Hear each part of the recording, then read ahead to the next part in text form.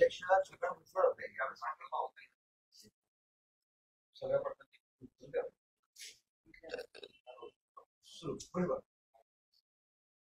आम्हाला हरकत नाहीये. उपसमिती केली काय, त्यांना नाही केली काय, आम्ही त्यांच्यासारखे आखूड बुद्धीचे नाही. मराठ्यांना सारथीला जर काय मिळालं तर इकडे निधी दिला तिकडे दिला अशा म्हणणारे संकुचित विचाराचे आम्ही मराठी नाहीये. आम्हाला उपसमिती त्यांना पाहिजे, आम्हाला निधी दिला की त्यांना पाहिजे असतो, असं ते ते पहिलंच रडगाणं आहे. पण आम्ही त्यातून काय नाराज नाही, दुःखी नाही. चांगली गोष्ट आहे. गोरगरीब ओबीसीचं काम होणार असलं तर त्यांनाही महामंडळ ही आपलं काय उपसमिती गठीत केली असं म्हणणं नाही. तुमचं म्हणणं आहे गठीत केली, चांगली गोष्ट आहे, हरकत नाही, आमचं काय म्हणणं नाही. पण मी माझ्या समाजाला आरक्षण मिळवून देण्यास सक्षम आहे. कुणी कितीही उपसमित्या काय केल्या, कोणी कितीही टोळ्या माझ्या अंगावर काय पाठवल्या, कोणी राजकारणाची तिकडच्या राजकारणी लोकांचे शब्द ऐकून इकडं आमचा मराठवाड्याचा काढलेला जी आर, तो काढलेला जी आर कुणबीच्या बाबतचा, किती कुणी अफवा काय सोडल्या काय केलं तरी माझ्या गरीबाला आरक्षण मी देणार, देतोय, माझ्या गरीब मराठ्यांना पटलेलं आहे. त्यामुळे आम्ही कोणी काही टेन्शन घेत नाही. आणि ओबीसीत मराठ्यांना मीच घालणार आणि मराठवाड्यातल्या मराठ्यांना आरक्षण मीच देणार. त्याच्याशिवाय मी आणि माझा समाज माग हटत नाही. त्यामुळे कोणी किती काय झालं तरी आम्हाला काही फरक पडत नाही त्याचा. आणि माझं याला जोडून म्हणणं आहे, ओबीसी समाजाला जसं तुम्ही उपसमिती गठीत केली, आणखीन एक काम करा राव, तुम्ही या राज्यातल्या सगळ्या 14.5 कोटी जनतेचे तुम्ही मालक, दलित मुस्लिमांसाठी सुद्धा उपसमिती करा ना. एक उपसमिती त्यांच्यासाठी करा, एक उपसमिती शेतकऱ्यासाठी करा सेपरेट, 2 करा, त्या आदिवासींसाठी 1 करा उपसमिती, आणि मायक्रो ओबीसी साठी 1 करा. कारण ओबीसीची उपसमिती मायक्रो ओबीसीच्या काही कामाला येणार हो ना. गरीबाचं थोडं कल्याण मग करायचंच ना, करा ना. जसे तुम्ही महामंडळ केले ते माग, तसे त्या पण उपसमित्या करा. एक आणखी त्यात महत्वाचं असतं, उपसमिती ही नवीन आहे. मात्र गेल्या वेळेस उपसमितीला छगन भुजबळ अध्यक्ष होते. आता त्यांच्यापैकी बावनकुळेला करण्यात आलंय. कुठेतरी छगन भुजबळाचे पंख काढण्याचे प्रयत्न सुरू आहेत त्यांच्या नाराजी. नाही, ते भुजबळ म्हणजे काय, ते कुठलं गेलं एखादा पक्ष किंवा राजकीय अस्तित्व संपवणारा, पक्षाचं अस्तित्व संपवणारा माणूस, कार्यकर्त्यांचं अस्तित्व संपवणार. त्यामुळे ते बावनकुळे साहेब चांगले वाटले असते त्यांना. आणि आपल्या मला काय करायचं त्यात, कोणाला केलं ते, तो माझा विषय नाही. माझा विषय आरक्षण. मी त्याच्यात तुटून पडलेलो आहे. मी कसलाही मुलाहिजा करत नाही. कुणी किती आमच्या संभ्रम निर्माण केला तरी माझा समाज कोणावर विश्वास ठेवत नाही, मी पण कोणावर ठेवत नाही. कारण माझ्या समाजाला माहिती, हे जे आत्ता बोंबलतेत, जे संभ्रम निर्माण करते जी आर बद्दल याच्याबद्दल, ही आधी कुठं झोपली होती, आधी काय येत नाहीत, बैठकाला बोलवल्यावर येत नाहीत, मुंबईत बोलवल्यावर येत नाहीत, हे कुठं कशातच नसतेत.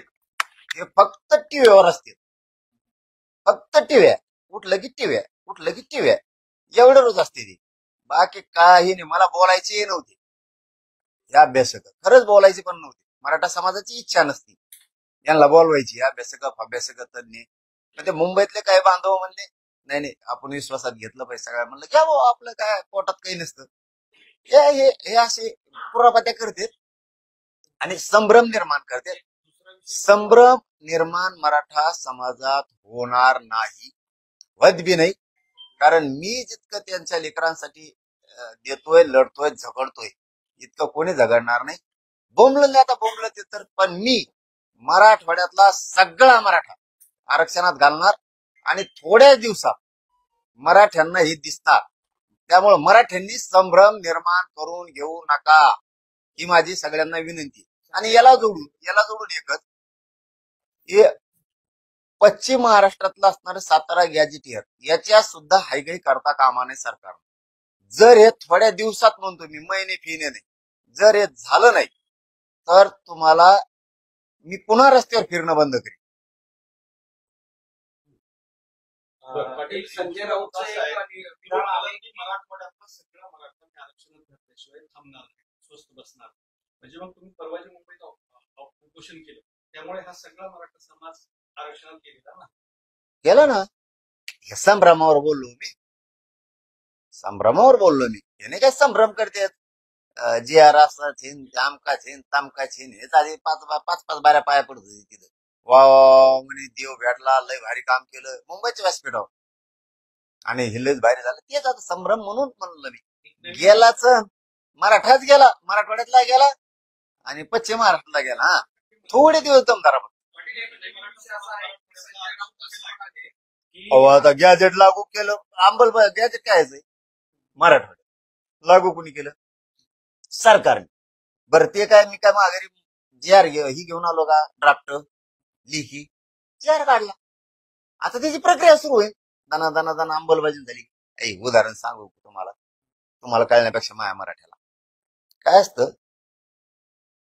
जमीन आहे पण नावावर नाही. गॅजेट ही पण नावावर नाही. एक आडी ओळ सुद्धा नव्हती रेकॉर्डला गॅजेटियरची. आडी ओळ सुद्धा. पश्चिम महाराष्ट्रातल्या गॅजेट बद्दल सुद्धा बोलतो. सातारा संस्थांच्या सुद्धा काही माहित नव्हतं कोणाला. गॅजेटियर आम्ही ती उकरून आणलं हैदराबादची. आडी ओळ नव्हती. आज मराठवाड्यात असं झालंय. आता रजिस्ट्री झाली, फेर होणारच. पहिली आडी ओळ पण नव्हती. गॅजेटियर लागू केलं, रजिस्ट्री झाली म्हणजे जी आर निघाला, अंमलबजावणी राहिली. दाना दाना होईल ना प्रोसिजर सुरू. पण देणार मी येणार, चुकलं तर लढण ना पुन्हा. हे संभ्रम फक्त ठेवणार. पाटील आंदोलनाच्या संदर्भात बोलताना संजय राऊत असं म्हणाले की आंदोलनाचा मुख्य उद्देश आरक्षण नव्हताच, तर फडणवीस यांना घेरणं हा होता.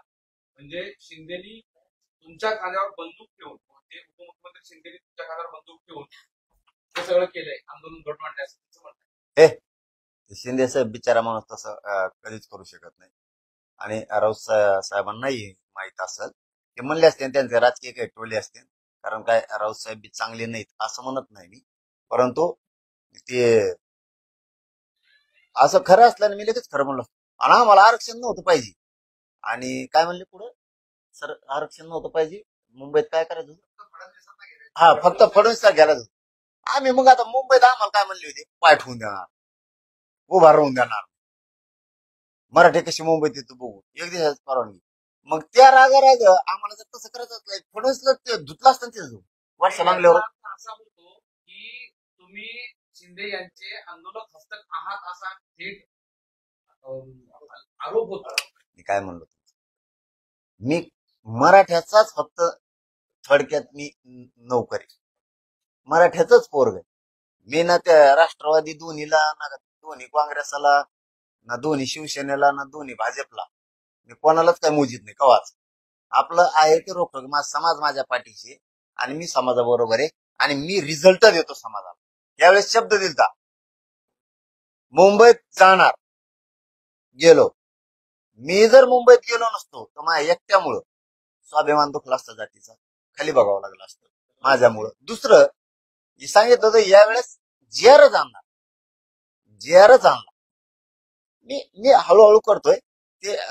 शिंदेचं ऐकून किंवा एकनाथ शिंदे साहेबाचं ऐकून किंवा कोणाचं ऐकून करायचं असतं. मग आम्हाला आरक्षण नव्हतं पाहिजे आणि फडणवीसला घेरायचं होतं, तर गेल्याच वर्षावर सुरू केलं असतं जाऊन. त्याला काय आरक्षण गेलं खड्ड्यात म्हणलं असतं. मला आरक्षणच पाहिजे. मी हे 2 वर्ष झालं सिद्ध करून दिलंय. मला राजकारण नाही पाहिजे. संजय राऊत तुमच्या एका अर्थाने बदनाम करतात असं अर्थ होतो. नाही आता ते कोणत्या उद्देशाने म्हणले, मला म्हणले तर त्यांना काय टोल आणलं, मी बाईटच नाही बघितली. परत व्हायचं तुम्हाला तिसरं. शिंदेना आणताय पण शेवटी तुमच्या खांद्यावर ठेवून असं ते म्हणताय. याचा माझ्या अर्थ खांद्यावर बंदूक पाहिजे, टप्पर नाही कोणाची. कोणाची मी लावित घोड्या. मग समाधान करत याचा अर्थ वाटा घेतली यशस्वी झाल्याचा. मग आता जे आर निघाला ना, जे आर निघाला ना, तिथं का झोपून राहून दंगली करायचं होत्या काय? हे बोलणारे प्राणी मग तुम्हीच लावलेत काय? हे 2-4 म्हणजे 10 एकर जमीन एखादीची, त्यांनी ती नांगरली. नांगरताना दूषित विचाराचा तिचा माणूस होता. तेव्हा म्हणला मस्त नांगरली, तो आता नीट केली, पण बांध बी फोडो ना, म्हणजे का दंगली लावायच्या होत्या काय? जे माझ्या जातीला जे पाहिजे मराठवाड्यातल्या गॅजेटियर लागू करणे त्याचा जे आर, सातारा संस्थांचा जे आर हे घेतलं ना, याच्यापेक्षा काय घेते त्यांच्या वाटाघाटीचा अर्थ वेगळा होता.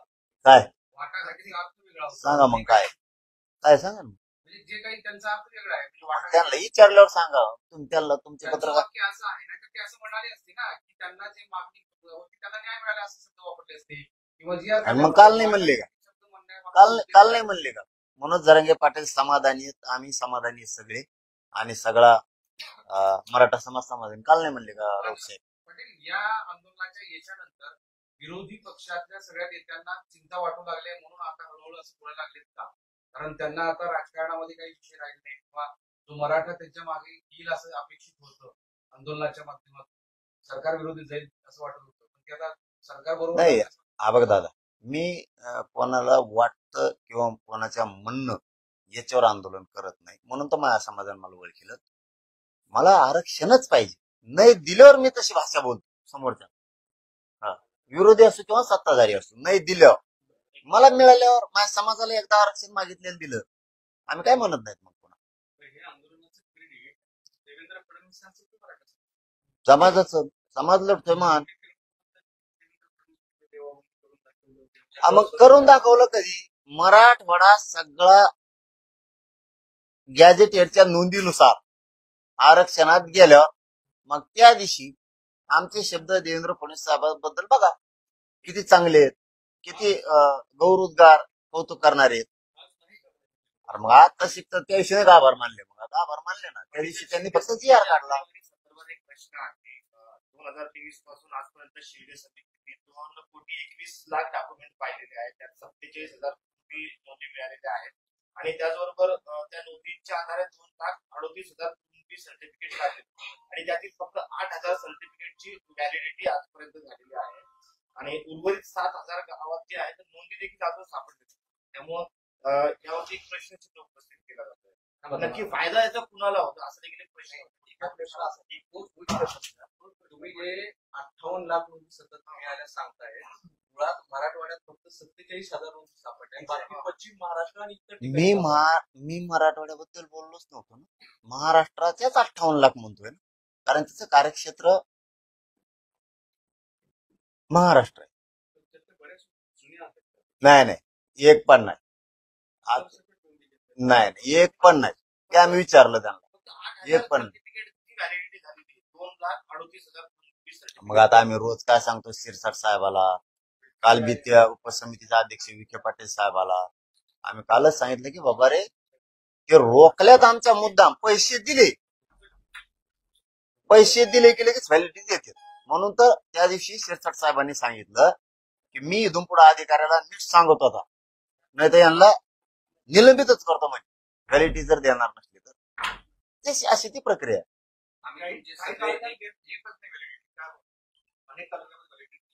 आता तेच सांगितलं की मी शिरसाट साहेबालाही सांगितलं आणि त्या उपसमितीच्या अध्यक्षांना पण सांगितलं त्या दिवशी की मराठ्यांच्या व्हॅलिडिटी जाणून बुजून रोखल्या जातात. आता शिक्षणाला नोकरीला पाहिजे, काही अधिकाऱ्यांना पैसे लागतील, त्यामुळे शिरसाट साहेब म्हणले आता मी इथून पुढे निलंबितच करतो म्हणजे या लोकांना, त्याशिवाय आता ते ठेकेल नाही. आम्ही तुमच्या प्रत्येक आंदोलन ज्यावेळेस सोडलं त्याच्या सगळ्यांचे साक्षीदार हो. आहोत. प्रत्येक वेळी तुमच्या आंदोलन सोडताना अभ्यासक असतात, वकील असतात, मात्र पुन्हा पुन्हा ते वकील तुम्हाला हे सगळं खरं आहे असं सांगतात, पुन्हा तुम्हाला आंदोलन करण्याची वेळ येते. वाशीतही तेच झालं. आताही तुम्ही 11-12 वाजता अभ्यासक बोलवलेले आहेत. कोण आहे ते अभ्यासक? ते येतात कुठून आणि तुम्हाला नेहमी का बसवतात? नाही थांबा रे, एक हे चांगलं ते जाऊन द्या. काय असतं, काही समाजाचं आणि पवारांचं काय म्हणणं असतं, बाबा आमक्याला बोलवा, ती आपल्याला जवळचा आहे, चांगला माणूस आहे म्हणून मी बोलवतो, विचारतो. नसता मी माझ्या भाषेवर, माझ्या ग्रामीण बोली भाषेवर खरंच सांगतो तुम्हाला, महाडोका लावून मी समाजाला 58 लाख म्हणलं तरी 5-5 धरल्यात आपण, त्या तरी 3 कोटी मराठी आरक्षणात गेले. माझ्या स्टाईलनं हैदराबाद गॅझेटियर हे 100 वर्षाचं तरीही द्यायला सरकारला भाग पाडलं. सातारा संस्थांचं गॅझेटियर कोणाला माहितच नव्हतं जवळपास, तरी आपण ते उजाडात आणलं. आता याचं कारण असं आहे की मी काम करताना माझ्या पद्धतीने केलं ते मिळतंय आणि उग हे असे काय म्हणते त्याला टेकूच घेतलं ना आधार कोणाचा असा पचका होतो मग आणि त्यांना उलचिक मान नाही दिला का नाही नाही नाही हे चुकीचंच आहे ते चुकीचं एक ओळ हुकली होती खाली काहीतरी त्याच्या म्हणलं हे वाचा ते म्हणले मग म्हणलं ही ओळ मग त्या ओळीचं विखे पाटील साहेबांनी मी आणि वकिलांनी समजून सांगितलं असं हा म्हणले मग या ओळीचा अर्थ ह्यो म्हणल्यावर मग बेस्ट म्हणजे काय पडायला लागली तेच काय त्यात काही मला आता आता थोडी माहिती यायला लागली त्यात काही बरेच जण खासदारकीला रुसलेले काहीचे तिकिटाला रुसलेले त्यात काही आमदारकीला रुसलेले आणि त्यात काही ओरिजिनल पक्षाचे जुने ओरिजिनल ती एखादी प्रत्येकाला वाटत असतं पण जाऊ दे तो विषय मी माझ्यासाठी सोडून दिलेला माझ्या पोटात काय असतं मी त्यांना बोलवलं नसतं मी मराठवाड्यातल्या मराठ्यांना 100% पूर्ण आरक्षण मिळवून देणार आहे थोडे दिवस हे संभ्रम करतात यांच्याकडे मराठ्यांनी लक्ष देऊ नये थोडे दिवस शांत राहा पश्चिम महाराष्ट्रातलं 17 गॅजेटियर सुद्धा लागू करून देणार राहायला उर्वरित महाराष्ट्र म्हणजे विदर्भ खानदेश आणि कोकणच्या बांधवांना माझी विनंती आरक्षण घ्या कोणाचं ऐकून लेकरा बाळाचं वाटोळ करू नका आरक्षण घ्या असं काही 40-50 वर्ष गेल्याच्या नंतर वाटतं घेतलं असतं तर बरं झालं असतं तुम्ही पण घ्या या उर्वरित महाराष्ट्रासाठी आपण शिंदे समिती सुरू ठेवू म्हणजे शिंदे समिती सुद्धा नोंदी शोधणार साधा प्रश्न आहे खूप साधा आहे की 8 आंदोलन झाली 8चे 8 उपोषण आंदोलन सोडताना तुमच्या आजूबाजूला अभ्यासक आणि वकील होते. तरी तुम्हाला आंदोलन का करावं लागतंय का तुम्हाला परत पुन्हा अभ्यासकाशी बोलावं लागतं मग इथून पुढे मी तुमच्या प्रश्नाचा बी तो बी विचारच करणार आहे. इथून पुढे हे आपल्यात नकोच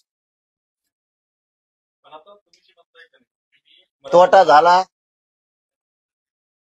माझा होईल माझ्या गरीब समाजाचं होईल आम्ही आमचं दोघं लढून मिळू समाज यापुढे पण अभ्यासकात मला वाटतं नकोच आता आजचे दिवस जाऊ द्या पण खरंच नको वाटतं कारण ते काय म्हणतात त्याला ना ईट यायला लागलं बसवलं अभ्यासकांनी 8 वेळा. नाही नाही असं मी तर कोणचं ऐकवतो मग तसं पाहिलं तर असं बी नाही होत त्यांच्यावर बी नाही ढकलू शकत मी पण त्यांचा एक जुना अनुभव आहे आपल्यातले मोठे लोक आहेत आपल्यातले काही 4 उन्हाळे खाल्लेले आहेत पळालेले आहेत मात्र आपण करतोय ना समाजाचा आपला विश्वास आहे ना तर त्यांनाही बिचारायला विश्वासात घेतलं पाहिजे या भूमिकेत जातो बघा आणि पुढे चालून मला काय माहित तेच वरटंगडी करतात मी खरंच शपथ भोळा माणूस असल्यासारखा वाटतं नाही समाजाची हित घ्या हे घ्या पण ते त्याचा ना ते टांगायला जातात पण समाज ते काय मला उघडं पडायला जाते समाज उघडं पडून देत नाही समाजाला वाटतं मग तुम्ही गमन दिलं राहता भाऊ तुम्ही किती दिवस झाला लढा तुम्ही काय नाही दिलं बघ समाज डायरेक्ट विचार तुम्ही कमी दिलं आणि तुम्हाला पाहिजे ना समाज म्हणतो बसा ना मग तुम्ही उपोषणला तिकडे आंदोलन करा ना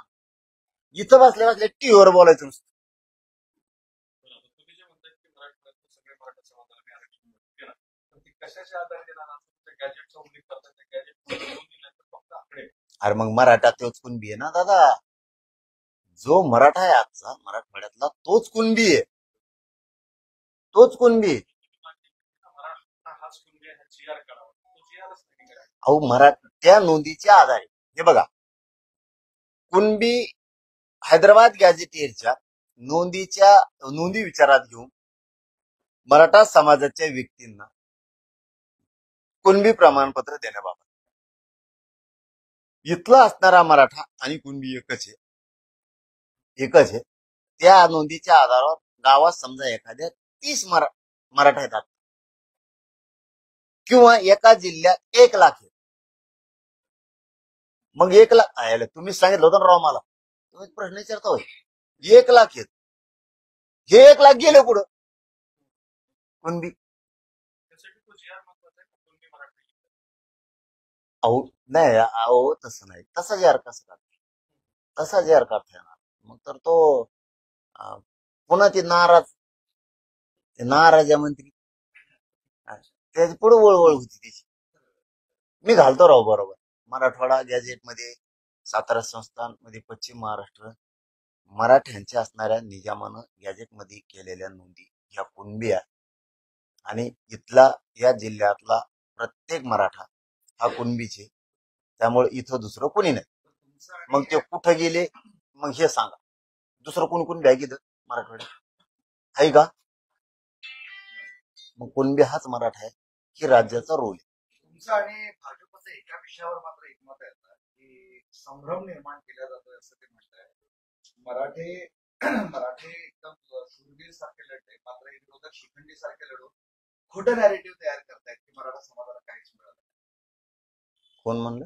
भाजपचं अं, अरे मत तुमचं त्यांचं मा- लक्षात. माझं म्हणणं असं आहे की आमच्या लोकांबद्दल पण उगाच काही बोलून लोकांत संभ्रम निर्माण करू नका. याच्यातले आड देतं त्यांना कुणबी प्रमाणपत्रच घ्यायचे नाही असे त्यांना पाहिजेच नाही, आणि मग मराठ्याला नाही मिळालं असे विचाराचे. पण माझं म्हणणं आहे तुम्ही कशाला बोलून तुमचं उगाच समाजातलं प्रतिष्ठा कमी करून घ्या. काय गरज काय पडली तुम्हाला? त्याच्यापेक्षा बोलूच नका ना. आणि काही चुकलं प्रत्येक वेळेस दुरुस्त मीच केलं ना, तुम्ही नाही केलं. प्रत्येक वेळेस उपोषणाला मी बसलो. शिंदे समिती बरखास्त केली, उपोषणाला बसून सुरू केली, नोंदी रोखल्या, पुन्हा सुरू करायला लावल्या. व्हॅलिडिटी मी द्यायला लावल्या लोकांना. पोराला एमपीसीची अडचण आली 536 पोरांना, ते प्रयत्न करून ती जागा त्यांना जागेवर मिळू दिली. मुलीच्या मोफत शिक्षणाचा मध्ये फीजचा विषय आला, त्यावेळेस सुद्धा मीच ती अडचण सोडली. मध्ये सारथीला काही निधी कमी पडत होता, तो पण टाकायला लावला. तिथं आता ते पहिले एमडी रिटायर झाले होते, पुन्हा दुसरे द्यायला लावले. कुठं नाही तर मग मीच करतो ना. तुमची कम दुखती उगच. आता काही चुकलंच तर मी विखे पाटील साहेबांकडून शब्द घेतलेला आहे. याच्यात जर एखादा शब्द चुकला आणि जर लोकांना वाटलं तर तुम्हाला सुधारित जी आर काढावं लागेल ना, तर त्यांनी सांगितलं हो बाबा सुधारित जी आर काढू. आणखी काय पाहिजे तुम्हाला? चुकलं तर काढायला लावतो ना. कोर्टाने जेव्हा आदेश काढला होता त्या आदेशानंतर मनोज जरांगे पाटलांकडे कुठलाही पर्याय राहिला नव्हता, त्यामुळे त्यांना शासन आदेश घेऊन यावं लागलं की त्यांची त्या अभ्यासक मला माहिती कोणचा आहे, त्याच्याकडेच होते काल तुम्ही. एकनाथ शिंदेचे मिलिंद देवरा यांनी देवेंद्र फडणवीस यांना एक पत्र लिहिलं आहे. आणि हे सगळे जे आंदोलन झालंय, हे जे मुंबईत आंदोलन झालंय, त्यामुळे मुंबईत ठप्प पडली होती. त्यामुळे अशा आंदोलनाची एक नियमावली घालून द्यावं, जेणेकरून काय म्हणले मिलिंद देवरा हा. शिवसेनेचे नेते आहेत, त्यांनी फडणवीस यांना एक पत्र लिहिलंय आणि त्यात असं त्यांनी म्हटलंय की या सगळ्या आंदोलनामुळे मुंबईत ठप्प पडली होती. त्यामुळे अशी काही आंदोलन होत असेल तर एक नियमावली घालून द्यावा, कारण भारतातील प्रत्येक लोकांना निषेध करण्याचा अधिकार आहे. त्याला म्हणा चुप राह, इतके शांततेत येणारी पहिली जात असते. हो, कोणाची काडी उचलले नाही, कोणाचे भजे उचलले नाही, कोणाचं काय केलं नाही. उलट सगळ्याला पाणी पाहिजे होती, भाकरी खाऊ घालत होती आमच्या. अशी वापस येणारी शांततेत जात नाही. ही जात लई ही खारी लई विषारी करायला लागल्या. पण अशी होणे नाही, पुन्हा असली जात होणे नाही. एका हाक्यावर कोटीत येते, एका हाक्यावर जशाल तसं माघारी येते. तोटा जरी झाला तरी येतात आणि फायदा झाला तरी पण येते, कारण त्यांना एक कळून चुकलंय. मनोज जरांगे पाटील जवळ मॅनेज होत नाही, प्रामाणिक आहेत, तवर आपल्या लेकरा बाळाला धक्का नाही. मग 1 महिना लेट होत. पाटील, भुजबळ जीआरचा विरोध करतायत, याचा दाखला दे.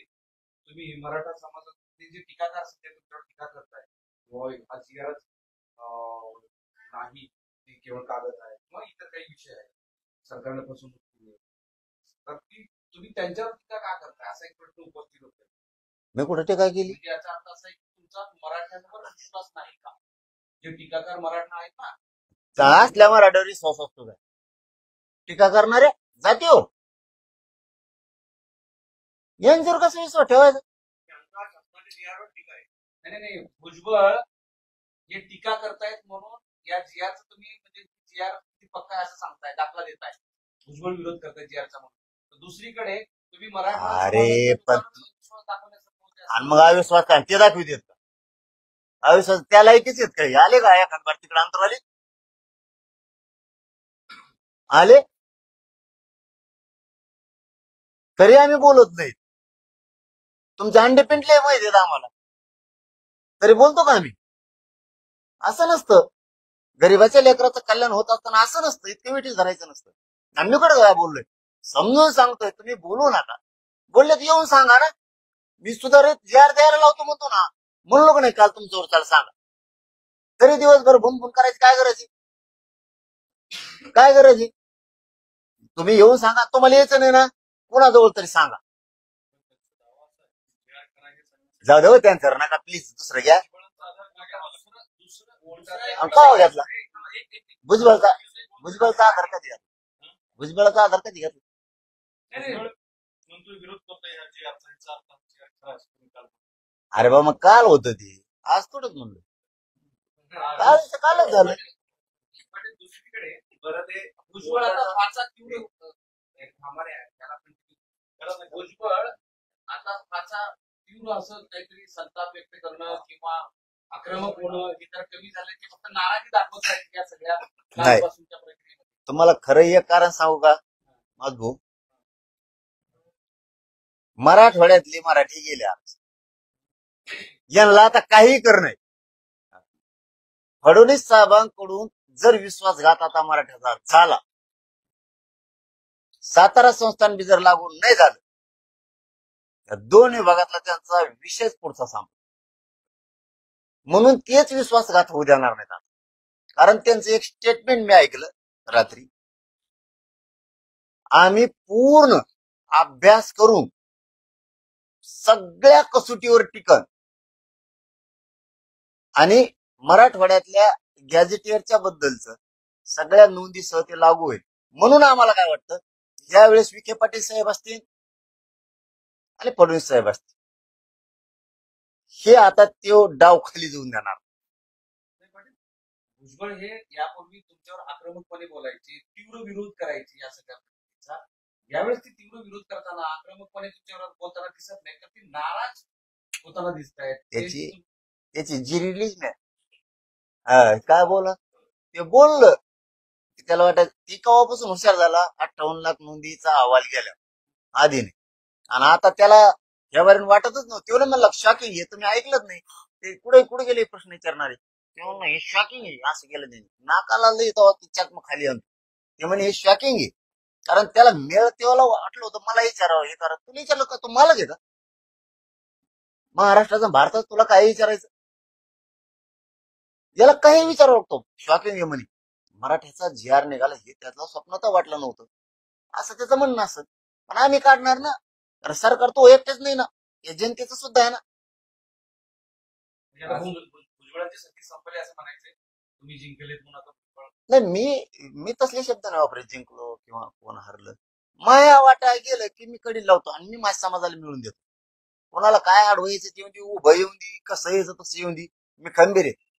जरी एखाद्या चूक झाली, समाजाची होत असती, माझी होत असती, अभ्यासकाची होत असती, नेत्याची होत असती, 4 पावलं मागं पुढं सरकून अरे मराठा 1-2 वर्षात पुरा आरक्षणात घालीत आणलाय.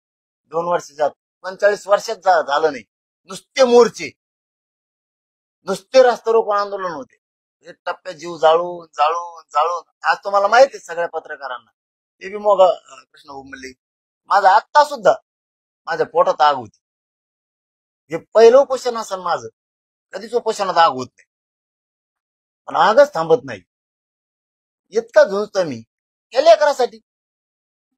मुंबई हायकोर्टाने असं म्हटलेलं आहे की मुंबईमध्ये जे आंदोलन झालं त्याची नुकसान भरपाई कोण देणार? काय नुकसान झालं बाबा? आणि त्यांच्या कोर्टासमोर काही नुकसानीचे फोटो दाखवण्यात आले आणि त्यावर कोर्टानं देखील म्हटलंय की हे सगळं पाहून नुकसान झाल्याचं स्पष्ट दिसतंय आणि तुम्हाला 4 दिवसामध्ये या सगळ्या 4 आठवड्यामध्ये यावर उत्तर देण्यासाठीचं कोर्टाने सांगितलं. आता काय नुकसान झालं? आमचं फेस पावडा होती तर खायला नव्हतं, पाणी नव्हतं, आमचंच नुकसान झालं. उलट मान्य न्यायाधीशांनी सांगायला पाहिजे सरकारला, त्यांचं नुकसान झालं 5-7 दिवस. आमचे 2-4 माणसं गेले, आमचे वारले बलिदान गेले, त्याविषयी न्यायदेवतेनं बोलायला पाहिजे. पण तो काय विषय असं मला नाही माहित. आमचे वकील बांधव जातील न्यायदेवतेसमोर उभा राहतील. धन्यवाद. दुसरा मुद्दा असा अभ्यासकांचं नाव भाजपची राज्यभर साजरा करते, तर ती मराठा समाजाला आरक्षण भेटलं म्हणून नाही, तर आम्ही कसं हे आंदोलन मोडून काढलं? कसं आंदोलन कोणाच्याच बापाला मोडत नसतं. भाजपासून नाही तर भाजपीने असो आंदोलन मोडत नसतं. गरीब मराठीचं मोडायची ताकद नाही. आणि त्यांना ह्या बारीक कळून चुकलं हो. आता त्यांना वाटलं होतं ईद असं कमवून निवडणुका झाल्या असं काय तसं काय. जेव्हा मराठी मुंबईत घुसले ना, मराठा मला कवा सोडू शकत नाही या शब्दावर ठाम. आणि मी मराठ्याला कवा सोडू शकत. बघ वाटलं असतं ना, तुम्ही आता लय खचूक प्रश्न विचारला म्हणून, वाटलं असतंच ना तर मागच माझे लेकर बाळ मोठे केले. असते मी नाही केले. समाजाचे लेकर बाळ मोठे केले. वाटलं असतं तर काही पण करू शकलो असतो. पण नाही. त्यामुळे 4 दिवस लेट होईल, 8 दिवस 15 दिवस लेट होईल. 70 वर्ष आम्हाला काही नव्हतं. पण हटलो नाही. जवळ मी प्रामाणिक आहे ना, तोवर मग समाज पुढे जात नाही. मी जोर मॅनेज होत नाही तेव्हा समाज पुढे जात नाही. आणि आम्हाला दोघाला कुणीच नाही फोडू शकत.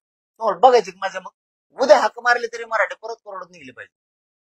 कारण आम्ही इमानदारीनं करतो दोघं बी, समाज पण आणि मी पण. कोणासाठी करतो? आम्ही आमच्यासाठी करतो. कोणत्या पक्षासाठी नेत्यासाठी नाही करत आम्ही. आमच्यासाठी आम्ही करतो. आमचेच पैसे, आमचेच लेकरबाळ, आमचा समाज लढणारे आम्हीच इमानदार. कारण सगळं आमचं इमानदारी चालू. त्याच्यामुळे आम्ही बाकीच्यांचा विचार नाही करत. त्यामुळे आता ते स्वप्न ते नाही बघू शकत. संपले नामकेन तमक्यान तसं जर झालं ना, आता जर डोकं लावलं ते नाही. जर का ह्या 15 दिवसात महिन्यात हैदराबादचं मराठवाड्याचं पुरं गॅझेटियर आणि सातारा संघ नाही लागलं ना, धुराळाच पडছে निवडणुकीत यांचं. अजून आंदोलन संपलं. का वास संपणार नाही. थोडक्यात म्हणजे काय, थोडक्यात नाही. पुरा महाराष्ट्र मी बरोबर थांबून थांबून थांबून ओबीसी आरक्षणात घालणार. बघा घालतो. आंदोलन थांबलेलं नाही. आंदोलन म्हणजे अजून आरक्षण मिळालं तरी नाही, ते सुरूच राहणार. अरे मिळालं तरी सुरू राहणार आहे. कोकण राहिला. महाराष्ट्रासाठी भांडतोय ना मी. फक्त मी माझ्या डोक्यात चाललो. एक एक घास खाल्ल्यावर जरा पचत. लय मोठा फोंगा खाऊ घातल्यावर समाजाला पचत नसतं पोटात. आपण खायचं कसं काय करायचं. तुम्ही ओबीसीचे नेते म्हणून तुमची घोषणा देताय. ओबीसी का नेता कैसा हो, मनोज दादा जैसा हो, अशा घोषणा देऊ लागले. नाही हो, काही ना काढू. चला धन्यवाद. हा, ओबीसीची प्रश्न मांडण्यासाठी गरीब माणूस आहे. आपण गरीब माणूस आहे आणि मी आंदोलक आहे, मराठा आंदोलक आहे. नेता सुद्धा लाईत नाही पुढे. धन्यवाद सगळ्या पत्रकार बांधवांचे.